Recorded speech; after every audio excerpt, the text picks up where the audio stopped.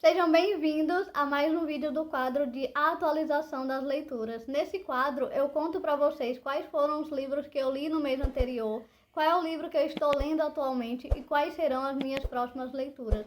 Nesse vídeo eu vou contar para vocês como que foi, no mês de maio em relação às minhas leituras, e vocês vão ver que no mês de maio foi um mês muito atípico, onde eu li bem pouco. Na verdade, para ser bem sincera, eu li 2 livros, sendo que um foi livro físico e o outro foi em audiolivro. E eu acredito que eu li pouco justamente porque eu estava passando por uma fase bem reflexiva, na minha vida pessoal mesmo. E esses 2 livros que eu li especificamente foram 2 livros muito densos que mexeram muito comigo e que me fizeram ficar mais reflexiva ainda e entrar de uma forma profunda realmente na história desses livros, É tanto que quando chegou no final de maio ali, início de junho, eu estava quase numa ressaca literária.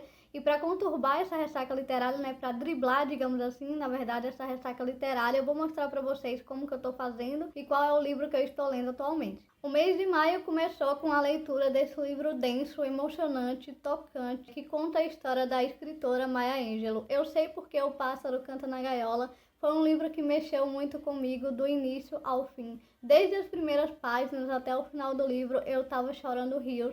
Muitas coisas que aconteceram aqui, mexeram muito comigo, principalmente como mulher. Algumas coisas, tem uma cena aqui que aconteceu com ela quando ela tinha 8 anos de idade. E aquilo ali, quando eu li, gente, eu fiquei assim, meu Deus do céu. E eu lembro que quando eu li essa cena, quando eu li esse capítulo, no outro dia eu não consegui pegar no livro para ler. Eu tive que respirar um pouco, refletir sobre aquilo que eu li, para no outro 2 dias depois, no caso, eu voltar a ler aquele livro, porque realmente foi muito denso.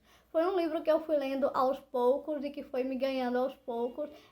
Embora o livro ele traga temas muito densos, muito pesados, a escrita da Maya é uma escrita muito poética, muito gostosa, e o que faz a gente realmente se envolver com a história e querer ler até o final.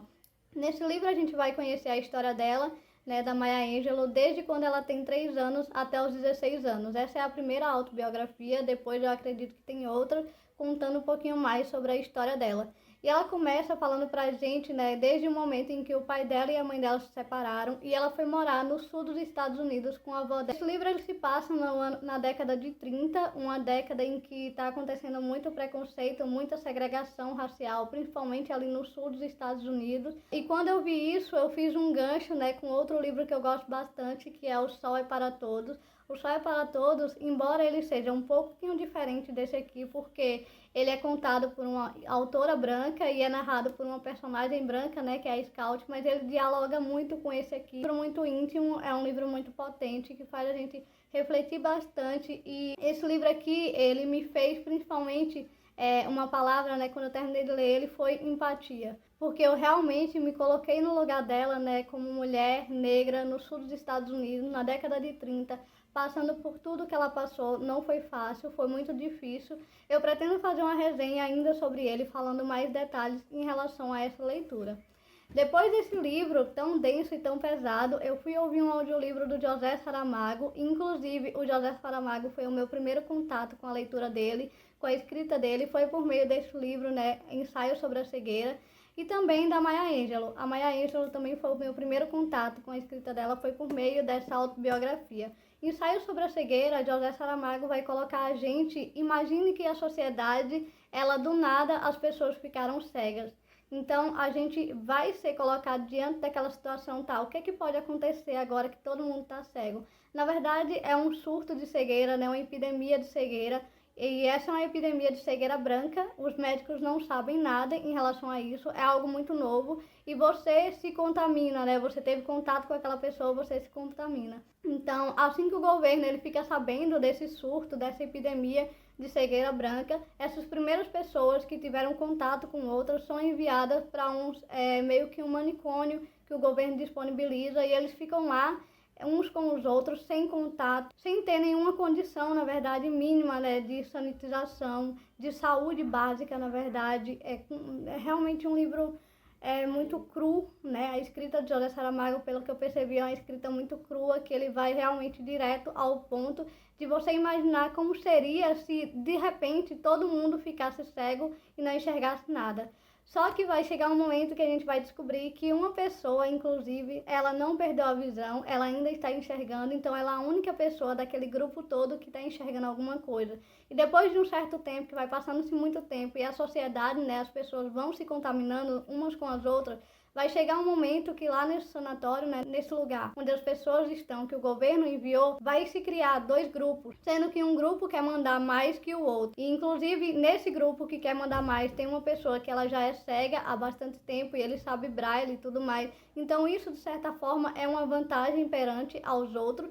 E aquela pessoa que enxerga, ela está no outro grupo, então também se considera como uma vantagem. Então a gente começa a refletir um pouco como que esses dois, né, essas duas pessoas que têm vantagem perante aos outros vão lidar com essa situação. Será que elas vão agir em benefício próprio ou agir em benefício do grupo, né? Que esses dois grupos, eles vão meio que duelar. A partir daí eu já não posso mais contar muito pra vocês, porque já seria spoiler. É interessante vocês lerem. Mais uma vez, eu também vou fazer um vídeo de resenha contando pra vocês de uma forma mais detalhada a respeito dessa história, né? Dessas duas histórias, na verdade, porque tem muita coisa que eu não contei ainda. Vou falar realmente só no vídeo da resenha para que vocês possam entender. Uma delas é falar também pra vocês como que foi o meu primeiro contato, né, com essas duas obras, com essas duas formas de escrita. Agora eu quero conversar com vocês em relação ao livro que eu estou lendo atualmente. Bom, como vocês viram, foram dois livros muito densos, né, que eu li no mês de maio. E em junho eu falei, não, eu vou pegar um livro mais leve para que eu realmente não entre em uma ressaca literária, um livro mais para distrair realmente, eu estou precisando desse tipo de livro. E o livro que eu escolhi foi Poliana. Poliana está sendo uma leitura muito gostosinha para mim, é um livro realmente muito divertido, eu estou gostando bastante, pelo menos eu estou no início do livro, então não sei se ele vai continuar assim divertido, mas no início está sendo bem interessante. Inclusive, eu lembro muito do livro de Anne de Green Gables, né, da série, que vocês bem acompanharam, que eu estou lendo essa série aos poucos. E ela lembra muito a Anne porque ela é uma menina órfã, ela foi morar com a tia, diferente de Anne, né? Anne foi morar com o Matthew e Marilla, mas ela foi morar com a tia dela até o momento que eu estou lendo o livro. Além disso, ela também é uma menina que é muito conversadeira, muito tagarela, assim como Anne. E isso é uma coisa que eu já me identifico bastante, porque eu fui uma criança assim. Outra coisa bem interessante é que Poliana também, ela tenta sempre ver o lado positivo das coisas, sempre olhar, né? Que por mais que uma coisa que não deu certo agora, no futuro pode dar certo, né? Sempre tem uma coisa positiva, é mais ou menos isso. Até o momento em que eu estou lendo o livro, ela está contando pra gente sobre um jogo que ela jogava com o pai dela. E esse jogo, na verdade, ele consiste em você sempre olhar a vida por uma ótica positiva, né? Por mais que as coisas não deem certo, sempre tem algo de positivo acontecendo. Então, está sendo uma leitura muito gostosinha, muito prazerosa.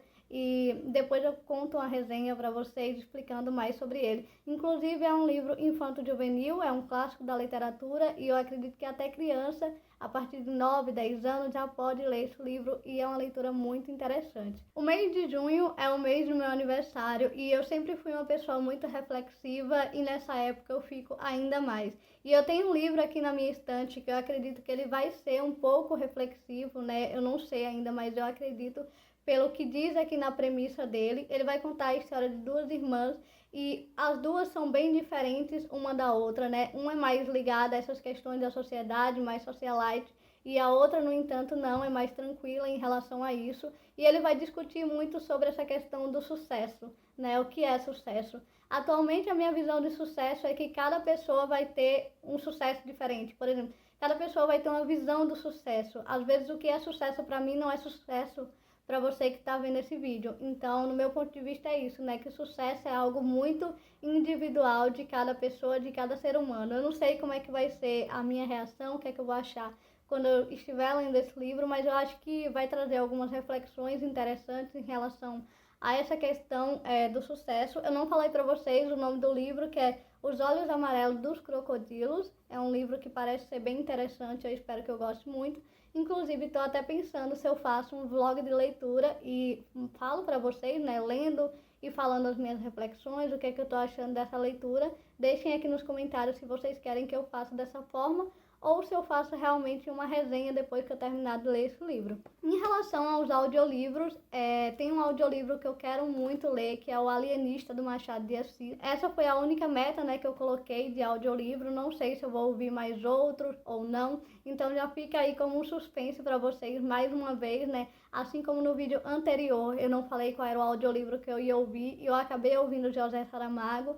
Foi uma leitura muito densa para mim, né, muito crua também, muito tapa na cara e que trouxe várias reflexões. Inclusive eu anotei, né, tem um caderno que eu anoto um pouco das minhas leituras, eu falei das minhas reflexões nesse caderno. Então é isso, espero que vocês tenham gostado muito desse vídeo. Deixem aí nos comentários qual é o livro que você está lendo atualmente, ou comente os livros que você leu anteriormente. Enfim, beijos e até o próximo vídeo.